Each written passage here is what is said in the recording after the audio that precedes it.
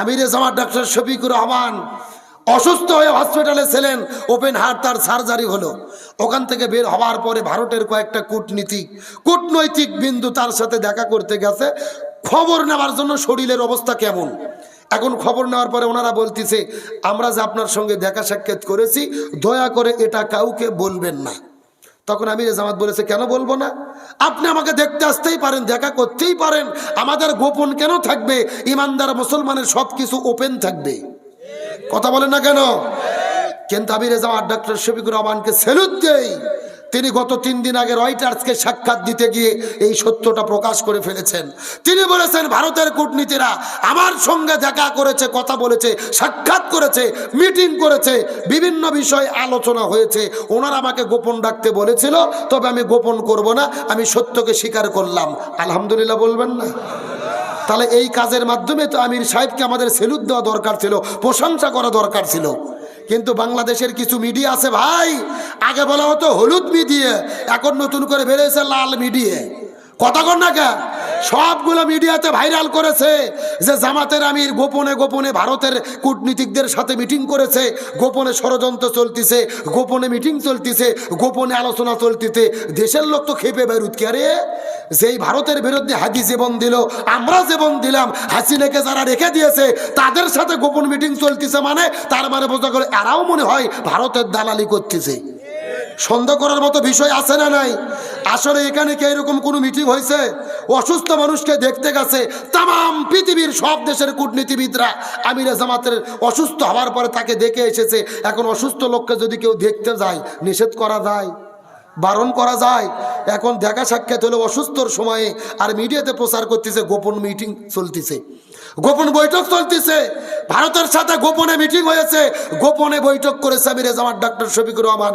মিডিয়াকে বলতে চাই, সত্যকে প্রকাশ করেন, তবে আজগুবি খবর দিয়ে জাতিকে বিভ্রান্ত করবেন না। ইসলামী দলের ভেতরে দোষ ধরা হয় বেশি, সাধারণ নেতা দোষ করলে দোষ হয় না। ওই হাজির জানাজার ভেতরে জামাতের আমির জানাজা পড়ছিল জুতো নিয়ে, কি ফতুয়া কে রে? ইসলামী দলের নেতা জুতো নিয়ে জানাজা পড়লো, ছি ছি ছি, ইসলাম শেষ করে দিল রে। অথচ এদের ফতুয়া জানাই নাই যে জুতো যদি পবিত্র থাকে, জুতো পরেও জানাজার নামাজ পড়া যাবে, সমস্যা। কিন্তু গত 2 দিন আগে তারেক জি আবার জানাজায় দাঁড়িয়ে গেল, মায়ের জানাজা, টুপিও নেই, পাওয়াত নিচে জুতো পরে নামাজ পড়লো, আর কেউ ফতুয়া দিচ্ছে না, কথা কন না গা? ও তার মানে ফতুয়া খালি অন্যের বেলা, নিজের বেলা ভালো লাগে না। এই জন্য অনুরোধ করে বলি, দলাদলি হিংসাগিরি বাদ দেন, যার মতো সে চলেন। দয়া করে আর কোনো বাংলাদেশে বিভ্রান্ত, হাঙ্গামা, যুদ্ধ, বিগ্রহ, অশান্তি আমরা দেখতে চাই না। আর মিডিয়াকে বলতে চাই, লাল মিডিয়া, হলুদ মিডিয়া, আপনাদেরকে জাতির কাছে ক্ষমা চাইতে হবে।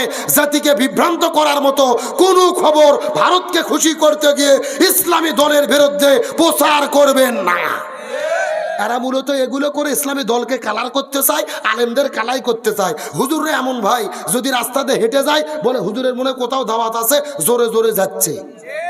আবার যদি আস্তে আস্তে হেঁটে যায় বলে হুজুর কতপা খাওয়া খাইছে রে, নড়তে পারতেছে না। তার মানে হুজুর আস্তে গেলেও দোষ, হুজুর জোরে গেলেও দোষ। হুজুরের বইয়ের যদি বাচ্চা বেশি হয় বলে হুজুরের হুঁশ নাই, জ্ঞান নাই, কমন সেন্স নাই, হুজুর রোহিঙ্গা হয়ে গেছে রে, এত বাচ্চা নেই।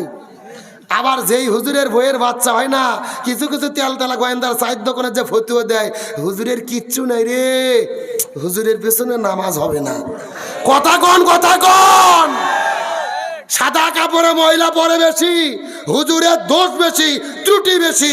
এই জন্য বলি হুজুরদের বিরুদ্ধে লাগেন না ভাই। এই হুজুর যদি না থাকতো জন্মের পরে কানে আজান হতো না, হুজুর যদি না থাকতো বিয়ে করে ভোগ নিয়ে আনন্দ ফুর্তি করতে পারতেন না। আবার হুজুর যদি না থাকে মরার পরে জানাজা হবে না।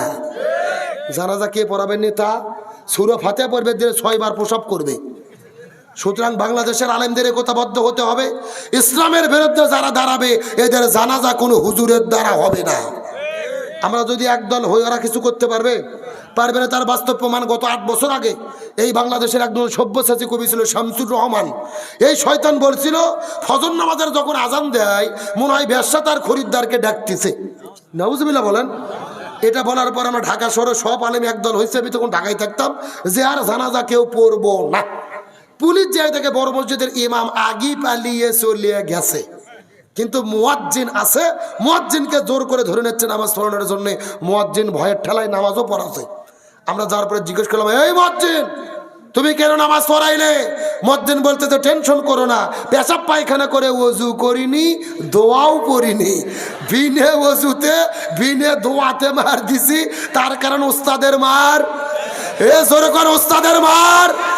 সারা জীবন আলেমদের বিরোধিতা করবা, হুজুরদের বিরোধিতা করবা, আর তোমরা মরে গেলে আমরা জানাজা পড়াইয়া জান্নাতে ঢুকে দেব, ওই ধান্দা বাদ দাও। জোর করে নিয়ে যাবে নামাজ পড়ানোর জন্য, আল্লাহু আকবার বলে চুপ করে থাকবো, কোনো দোয়া পড়বো না, ফাটা ফাটা। আলোচনার সাবজেক্ট কিন্তু ভুলে গেলে হবে না।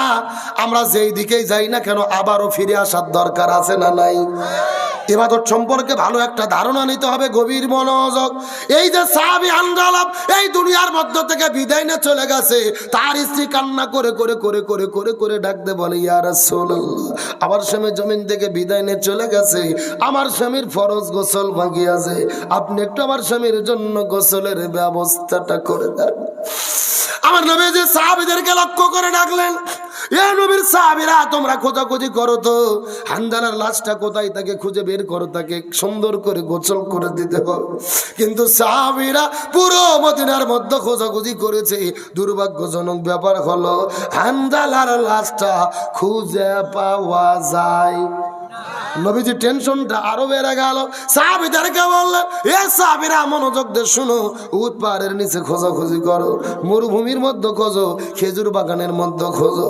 সাহাবীরা আবারও গেলেন, খোঁজাখুঁজি শুরু করলেন। খুঁজতে খুঁজতে খুঁজতে খুঁজতে 3 ঘন্টা পার হয়ে গেছে, কিন্তু দুর্ভাগ্যজনক ব্যাপার হলো হানজালার লাশটা খুঁজে পাওয়া যায়।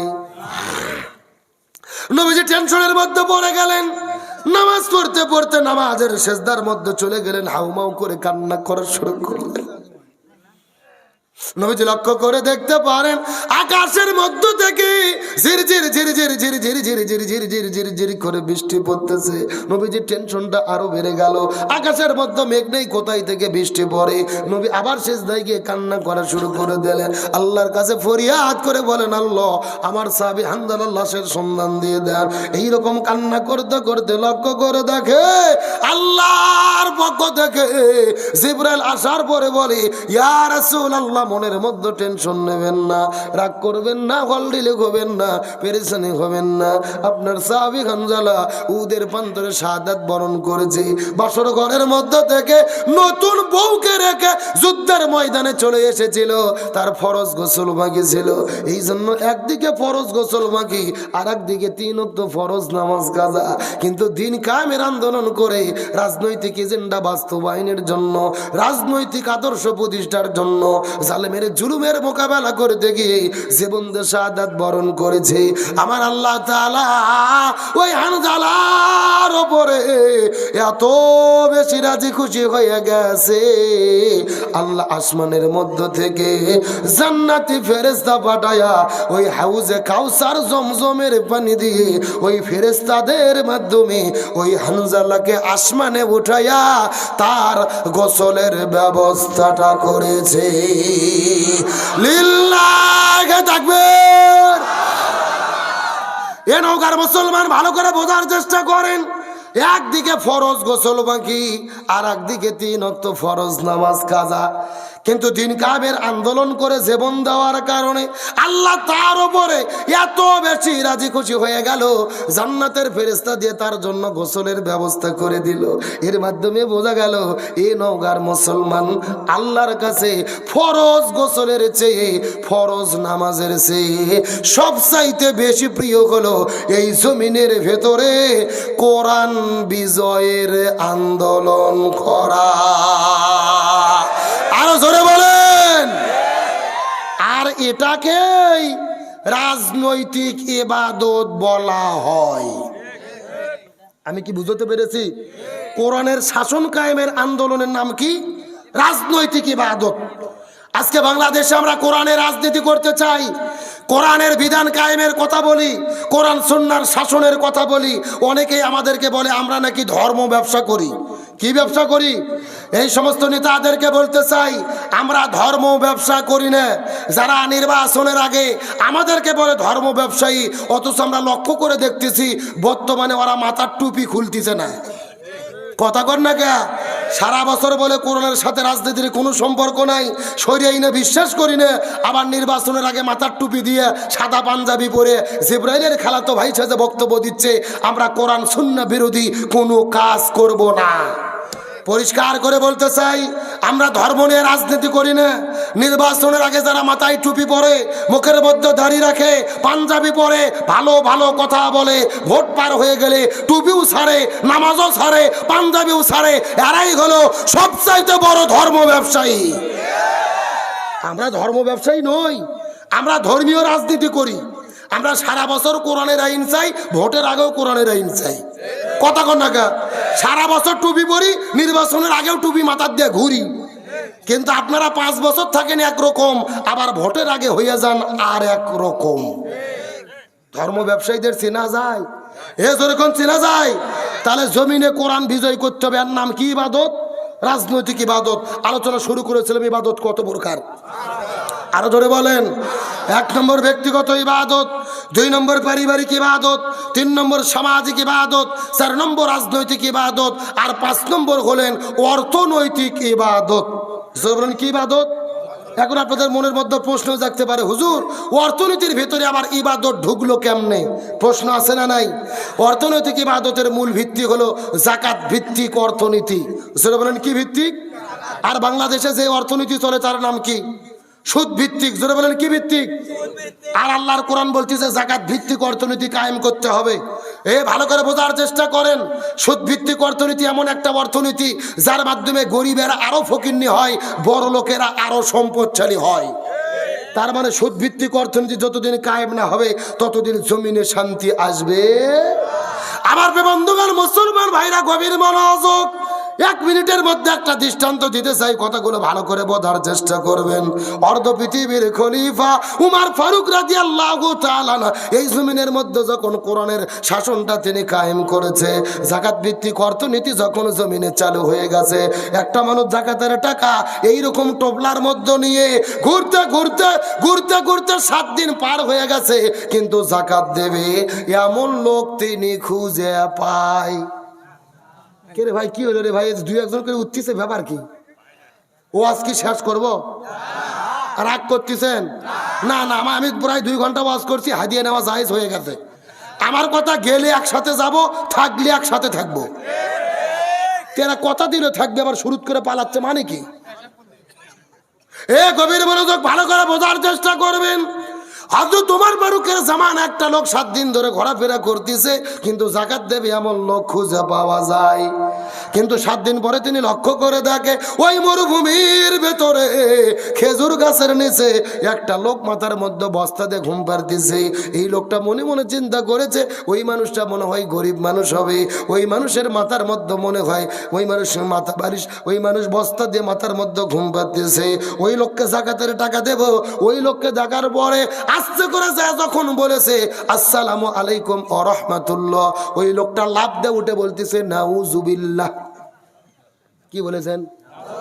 সালাম দেওয়া সুন্নাত, কিন্তু সালামের জবাব দেওয়া কি? এই লোকটা ডাকতে বলে, এ ভাই তোমার কি হলো? আমি তোমাকে সুন্নতি তরিকায় সালাম দিলাম, তুমি সালামের জবাবটা না দিয়ে তুমি কেন নাউজুবিল্লাহ বললা জানতে চাই। লোকটা ডাকতে বলে, ভাই আমি বড় বিপদের মধ্যে রয়েছি। এই যে আমার মাথার নিচে যে বস্তা দেখতেছো, এই বস্তার ভেতরে যাকাতের টাকা আছে।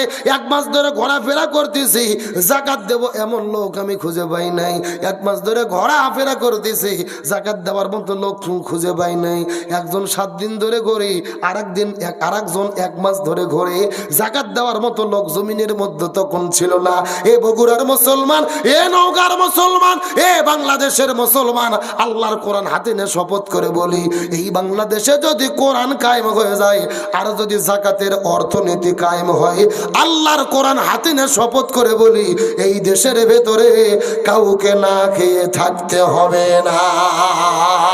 আরো জোরে বলেন, আল্লাহর কোরআনের কসম, যদি যাকাত চালু হয় এই জমিনে অশান্তি থাকবে, গরিব মানুষ থাকবে। ভালো করে বোঝেন, আপনাদের এই নোনা হারে যদি মানুষ থাকে 100 জন, 100 জনের ভেতরে দেখবেন 80 জন হলো সম্পদশালী, নিজের টাকা নিজে পরে খাইয়ে দেয় জীবনযাপন করে, আর গরিব মানুষ হলো 20 জন। যারা বলেন কয়জন? এই 80 জন যদি জাকাতের টাকা হিসেব করে ওই 20 জনক দিত, ওই 20 জন কি গরিব থাকতো? যখন গরিব থাকতো, বরং ওই 20 জন এই 80 জনের চাইতে ভালো জীবন যাপন করত। এটাই আল্লাহর কোরআনের বিধান। ওই সম্পদশালীর সম্পদের ভেতরে গরিবের হক রয়েছে, এই হক যদি আদায় না করে জমিনে শান্তি আসবে না। কিন্তু আপনাদের প্রশ্ন করতে চাই, জাকাত কেমনে কায়েম হবে? আমার ওয়াজ দিয়ে? কতক্ষণ আমার ওয়াজ দেয়? মসজিদে জুমার খুতবা দিয়ে জাকাত কায়েম কেমনে হবে? আল্লাহর কোরআন বলেছে সূরা হজের 41 নম্বর আয়াতের ভেতরে, আল্লাযীনা ইম্মাক্কান্নাহুম ফিল আরদি আকামুস সালাহ ওয়া আতাউজ যাকাত ওয়া আমারু বিল মারুফ ওয়া নাহাউ আনিল মুনকার। আল্লাহ বলতিছে কোন মুসলমান দল যদি ক্ষমতায় যায় 4টে কর্মসূচি বাস্তবায়ন করবে। 1 নম্বর নামাজ বাধ্যতামূলক করবে, 2 নম্বর যাকাত ভিত্তিক অর্থনীতি কায়েম করবে, 3 নম্বর ভালো কাজ চালু করবে, 4 নম্বর মন্দ কাজ বন্ধ করবে। তার মানে বোঝা গেল যাকাত কায়েম করতে গেলে কোরআনের শাসন কায়েম করতে হবে। যতদিন কোরআন কায়েম হবে না ততদিন যাকাতও চালু হবে। আচ্ছা, যাকাত চালু কে করবে? ডক্টর ইউনূস? ও তো সুদের মাস্টার।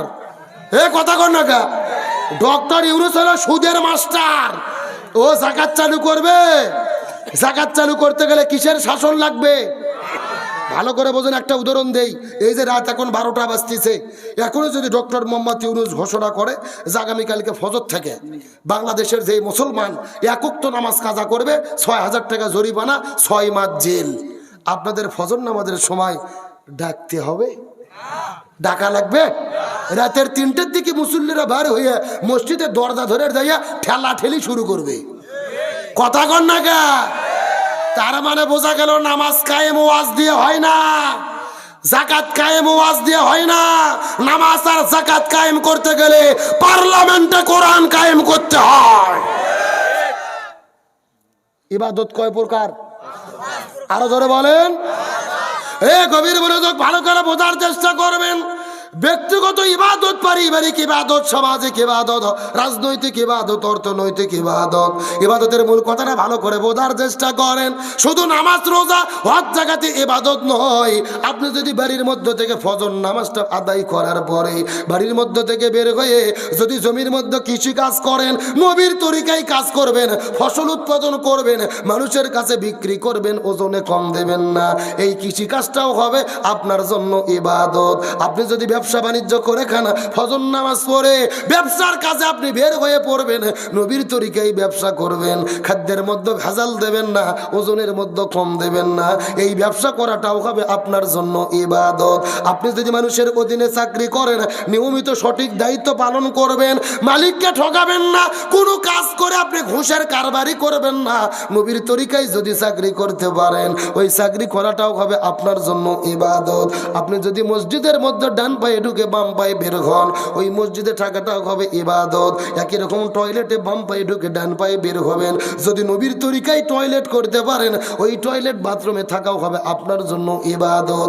আপনি যদি রাতের বেলা ঘুমানোর জন্য চলে যান, নবীর তরিকায় ঘুমাবেন, ওই ঘুম থেকে উঠবেন, ওই ঘুম পাড়াটাও হবে আপনার জন্য ইবাদত। তার মানে বোঝা গেল শুধু নামাজ রোজা হজ যাকাত আর জিকির তাসবিহ ইবাদত নয়। একটা মুসলমান যুবক হওয়ার পরে, বালেক হওয়ার পরে মৃত্যু পর্যন্ত কোরআনের প্রতিটা বিধান অর্থাৎ আল্লাহর হুকুম এবং রসুলের তরিকা মতো জীবন চালানোর নাম হলো ইবাদত। আমি কি আপনাদের বুঝতে পেরেছি? শুধু নামাজ রোজা হজ যাকাত ইবাদত নয়। আপনি হালাল রুজি রোজগার করার জন্য যে কাজ করবেন, ওই কাজও হবে ইবাদত। আপনি বাড়িতে ফজর নামাজ পড়ে আপনি রিক্সা চালাতে গেছেন, আপনার উদ্দেশ্য হালাল রুজি রোজগার করব, পরিবারের সদস্যদেরকে খাওয়াবো, ওই রিক্সা চালাটাও হবে ইবাদত যদি রাসূলের তরিকায় জীবন পরিচালনা করেন। আপনি ব্যবসা করবেন, সেটা হবে ইবাদত। চাকরি করবেন, সেটা হবে ইবাদত। আপনি রাজনীতি যদি করেন, ওই রাজনীতিটাও হবে ইবাদত যদি আপনার রাজনীতি কোরআন দিয়ে পরিচালিত হয়। ভালো করে শেষ কথা বোঝার চেষ্টা করেন। নামাজও ইবাদত হবে না যদি রাসূলের তরিকায় পড়া না হয়। বলেন তো মাগরিবের ফরজ নামাজ কয় রাকাত? আরো জোরে বলেন। আপনি মাথা মেরে যদি 4 রাকাত পড়েন সব বেশি পাওয়ার আশায় হবে? জোরে বলেন হবে?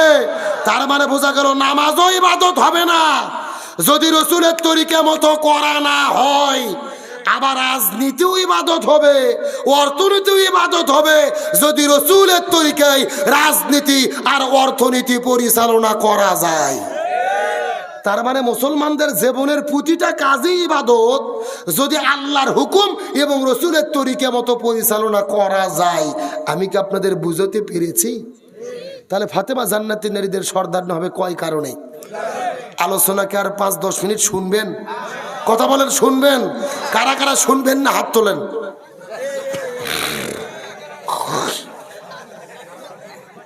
এইবার যে ঘুম ধরতে সত্যি সত্যি বোঝা গেল। সত্য সত্য আর 10টা মিনিট কারা কারা শুনবেন হাত তোলেন তো। লিল্লাহে তাকবীর। সাউন্ড আগের মতো নয়, হাত নামান। আপনাদের নোনাহার এলাকা থেকে ফুটবল খেলা হয়, বিয়ে খেলা হয় না? এক পাশে যারা বিয়ে করছে তারা, আর এক পাশে যারা বিয়ে করেনি তারা, এরকম খেলা হয় না? এখন একটা তাকবীর দেবো, প্রথমে তাকবীর দেবে যারা বিয়ে করেনি তারা, তারপরে তাকবীর দেবে যারা বিয়ে করেছে তারা। দেখি কাদের সাউন্ড বেশি দেখার দরকার আছে না নাই? প্রথমে হাত উঠো অবিবাহিত কারা কারা দেখি, ছোট ছোট বাচ্চা সবাই হাত তোলো। যারা বিয়ে করনি, যারা এতিম বাড়ির বউ নাই, হাত তোলো। লিল্লাহে তাকবীর। মাশাআল্লাহ, হাত নামাও। বাবা যারা মুরব্বীরা এখন যারা বিয়ে করেছেন, যারা বিয়ে করেছেন হাত তোলেন। যারা বিবাহ করেছেন, জি লিল্লাহে তাকবীর। কি ভাবছেন সাউন্ড কোনটা বেশি? আপনারা বিয়ে করছেন এই জন্য বলতেছেন নাকি? আসলে বিয়েলাদের সাউন্ড বেশি হওয়ার কারণ হলো বিয়েলাদের সংখ্যা বেশি। এখন বিয়ে অবিয়ে সবাই মিলে সাটিয়ে যদি একটা তাকবীর দেই, সাউন্ড কম হবে না বেশি হবে? সবাই মিলে এমন একটা তাকবীর দেবো, আশেপাশে কোনো সার পোকা, তেলা পোকা, উই পোকা, ইসলাম বিদ্বেষী শক্তি যদি থাকে ওদের অন্তরে যেন কাঁপুনি সৃষ্টি হয়। রাজি আছেন? সবাই টান টান হাত তোলেন তো সবাই। আলহামদুলিল্লাহ, হাতগুলো একটু নাড়াচাড়া করেন। হ্যাঁ, নারায়ণ ঘুম সেরুক নারায়ণ। মাশাআল্লাহ, আলহামদুলিল্লাহ। এখন হাতগুলো মুষ্টি করেন, মুষ্টি। লিল্লাহে তাকবীর। আল কোরআনের আলো, আল হাদিসের আলো, দুনিয়ার মুসলিম। কোরআন আছে যেখানে, হাদিস আছে যেখানে, লিল্লাহে তাকবীর। আলহামদুলিল্লাহ ভাই, আমার কলিজা ঠান্ডা হয়ে গেছে। রাত বাজতেছে 7 মিনিট কম 12টা। আপনাদের চোখের দিকে চাইয়ে মনে হচ্ছে সন্ধ্যে 7টা বাজে। কথা কন না গা? মানে রাত 11:15 কখন পার হয়ে গেছে আমরা বুঝতেই পারিনি। আর আল্লাহর রহমতে লোক শুধু বাড়তিছে কিন্তু কমতিছে না। সুবহানাল্লাহ বলবেন না? আমার বিশ্বাস আল্লাহ আজকের মাহফিল আল্লাহ কবুল করেছে, আমিন বলেন। আমরা আখিরি মোনাজাত না করে কেউ যাব না। তার আগে আপনাদের জিজ্ঞেস করে এই মাহফিল হওয়াতে আপনারা খুশি না বেজার? আগামী বছর এই মাহফিল আবারও হোক, আপনারা কি চান? আমি যদি আবারও এখানে আসি রাগ করবেন? বেজার হবেন? এই মাহফিলের পক্ষে কারা কারা আছেন আর একবার হাত তোলেন তো, চিৎকার করে বলেন ইয়া রাব্বাল আলামিন। আজ কোনো দিকে তাকাতাকি নাই। আলোচনাটা শেষ করে দেবো শর্টকাটে, শুধু বোঝার জন্য বলতেছি। রাসূল ডাকতে বলে, খাদিজা রে, তোমার মেয়ে ফাতেমা জান্নাতি নারীদের সর্দারনি হবে, এর পেছনে 2টা কারণ রয়েছে। খাদিজা ডাকতে বলে, ইয়া রাসূলুল্লাহ, এই 2টা কারণগুলো কি আপনার কাছে জানতে চাই। রাসূল বলে, খাদিজা, এই 2টা কারণ যদি জানতে চাও, আমি তোমার কাছে 2টা প্রশ্ন করব। এই 2টা প্রশ্নের উত্তর দিলেই তুমি তোমার উত্তরটা পেয়ে যাবে। খাদিজা বলে, ইয়া রাসূলুল্লাহ, বলেন আপনি আমার কাছে কি প্রশ্ন করতেছেন? রাসূল বলে, খাদিজা রে, তোমার কাছে প্রথম প্রশ্ন হলো, তুমি একটু দয়া করে বলো তো, তুমি কত বছর বয়সে ইসলাম ধর্ম গ্রহণ করেছো? প্রথম প্রশ্ন, তুমি কত বছর বয়সে ইসলাম ধর্ম গ্রহণ? আমার নবীজিকে খাদিজা বলে, ইয়া রাসূলুল্লাহ, এটা আপনি কেমন কথা বললেন? আমি কয় বছর বয়সে ইসলাম ধর্ম গ্রহণ করেছি, আমার চাইতে তো এটা আপনি ভালো বলতে পারবেন। রাসূল বলে, খাদিজা রে, আমি জানলে হবে না, তোমাকে মুখ দিয়ে বলতে হবে। খাদিজা বলে, ইয়া রাসূলুল্লাহ, জানার পরেও যদি জানতে চান মনোযোগ দিয়ে শুনে নেন। আপনার বয়স যখন ছিল 25 বছর, আমার বয়স ছিল 40 বছর। আপনি 25 বছর বয়সে 45 বছরের খাদিজাকে বিবাহ করেছেন। তার মানে বোঝা গেল নবীজির চাইতে খাদিজা কত বছরের বড়? 5। গভীর মনোযোগ লক্ষ্য করেন, অঙ্কের হিসাবগুলো ভালো করে মিলানোর চেষ্টা করেন। এমন সময় খাদিজা ডাকতে বলে, ইয়া রাসূলুল্লাহ, আপনি 25 বছর বয়সে আমি 40 বছরের খাদিজাকে বিবাহ করলেন, কিন্তু বিবাহ করার পরে ওই যে গাড়ি ঘিরার মধ্যে যাওয়া শুরু করলেন, মাঝে মধ্যে আপনি ধ্যান করেন, গবেষণা করেন, এইরকম চলতে চলতে চলতে চলতে আপনার বয়স যখন 40 বছর হয়ে গেল, আল্লাহ আপনার উপরে কোরআন নাজিল করলেন। আপনি কোরআনের দাওয়াত নিয়ে আমার কাছে চলে গেলেন। আমি সর্বপ্রথম কালেমা পড়ে মুসলমান হয়ে গেলাম। তার মানে বোঝা গেল এ নওগাঁর মুসলমান নবীজির বয়স 25 থেকে বাড়তে বাড়তে বাড়তে বাড়তে যখন 40 হলো, খাদিজার বয়সটা 40 থেকে বাড়তে বাড়তে কত হলো? মাশাআল্লাহ, আপনারা তো সবাই অঙ্কে পাকা। গভীর মনোযোগ বোঝার চেষ্টা করেন। খাদিজা ডাকতে বলে, ইয়া রাসূলুল্লাহ, আমি 55 বছর বয়সে ঈমান গ্রহণ করেছে। এমন সময় নবী ডাকতে বলে, খাদিজা, মনের মধ্যে কষ্ট নিও না, এইবার তুমি সত্য করে বলো তো দেখি, 55 বছর বয়সে তুমি ইসলাম ধর্ম গ্রহণ করেছো, কিন্তু 55 বছর বয়সের আগে তুমি কি ছিলে? প্রশ্ন কি বুঝেছেন? 55 বছর বয়সের আগে তুমি কি? এই কথা বলার পরে খাদিজা হাউমাউ করে কান্না শুরু করলেন। নবী, যেটা আপনি কেমন প্রশ্ন করলেন? 55 বছর বয়সের আগে আমি ছিলাম কুপুরি হালতে, আমি তখন ঈমান গ্রহণ করি নাই, তখন কুপুরি হালতে জীবন যাপন করেছি, আমি তখন ঈমান গ্রহণ করি নাই। কেমনে ঈমান গ্রহণ করব? আপনি তো আমাকে তখন দিনের দাওয়াতই দেন নাই, আপনি কেমনে দিনের দাওয়াত দেবেন? আপনার উপরে তো তখন দিনের ওহী অবতীর্ণ হয় নাই, কিন্তু আপনি 40 বছর বয়সে আপনার উপরে ওহী অবতীর্ণ হওয়ার পরে আমাকে যখন দাওয়াত দিলেন, তখন আমার বয়স হলো 55 বছর। আমি 55 বছর বয়স পর্যন্ত এই দুনিয়ার মধ্যে কুফরি হালতে জীবন যাপন করেছি। রাসূল বলে, খাদিজা রে, মনের মধ্যে কষ্ট নিও না, তোমার কাছে প্রশ্ন করি, বলো তো, তুমি 55 বছর বয়স পর্যন্ত কুফরি হালতে জীবন যাপন করেছো, কিন্তু তোমার গর্ভের মধ্যে থেকে তোমার মেয়ে ফাতেমা দুনিয়াতে আগমন করেছে। এই ফাতেমা কত বছর কুফরি হালতে ছিল? এই ফাতেমা কত বছর কুফরি হালতে ছিল? খাদিজা বলে, ইয়া রাসূলুল্লাহ, এটা আপনি কেমন কথা বললেন? আমি 55 বছর বয়স পর্যন্ত কুফরি হালতে জীবন যাপন করেছি, কিন্তু আমার পেটের মেয়ে ফাতেমা ও কখনো কুফরি হালতে জীবন যাপন করে নাই।